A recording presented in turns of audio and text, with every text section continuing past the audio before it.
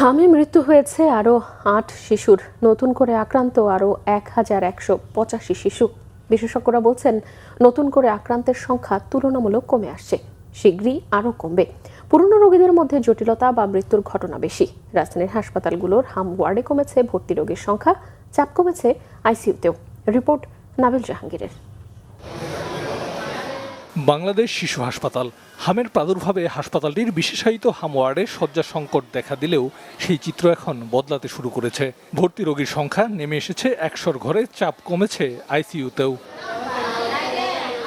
নতুন করে হাম রোগীর সংখ্যা কমে এলেও পুরনোদের অনেকে সেরে ওঠার পর নিউমোনিয়া, শ্বাসকষ্ট ও ডায়রিয়ার মতো জটিলতায় আক্রান্ত হয়ে আবারও হাসপাতালে ভর্তি হচ্ছে। প্রথমে জ্বর ছিল, জ্বর থেকে পেটের সমস্যা, তারপর র্যাশ দেখা গেছে মুখের মধ্যে, আর খাওয়া দাওয়া বন্ধ ছিল। মূলত ডায়রিয়া নিয়ে আসছিলাম আমি এখানে। প্রথমে এখানে দ্বিতীয় তলায় 3 দিন ছিলাম, তারপর থেকে ওর হাম হয়ে গেছে। হাম হওয়ার পর আমাদেরকে এখানে হামের ওয়ার্ডে দেওয়া হয়েছে। এখানে আসতে 4 দিন। 4-5 দিন ধরে জ্বর ছিল।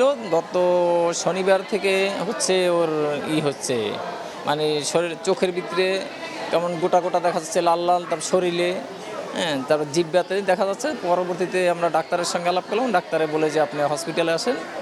বিশেষজ্ঞরা বলছেন, টিকা গ্রহণকারী এবং হাম আক্রান্ত শিশুদের প্রতিরোধ ক্ষমতা গড়ে ওঠায় 4 থেকে 6 সপ্তাহের মধ্যে এর প্রাদুর্ভাব নিয়ন্ত্রণে চলে আসবে।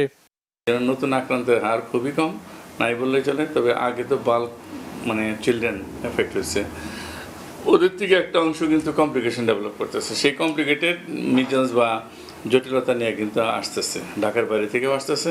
যেটা তো মেইনলি হলো নিউমোনিয়া। এই নিউমোনিয়ার কিছু রোগী পাচ্ছি, তবে আগের মতো অত বেশি না। তো সেই রোগীগুলো আসতেছে, নতুন আক্রান্ত না, এগুলা এখান থেকে বের হয়ে গেছে, অথবা আগে হাম হয়েছিল, তাদের জটিলতা নিয়ে আবার আসতেছে। কারণ ওরা 4 থেকে 6 সপ্তাহ পর্যন্ত কিন্তু হাম হওয়ার পরেও তার রোগ প্রতিরোধ ক্ষমতা কম থাকে।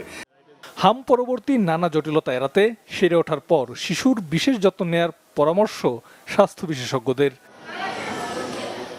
নাবিল জাহাঙ্গীর, বাংলা ভিশন, ঢাকা।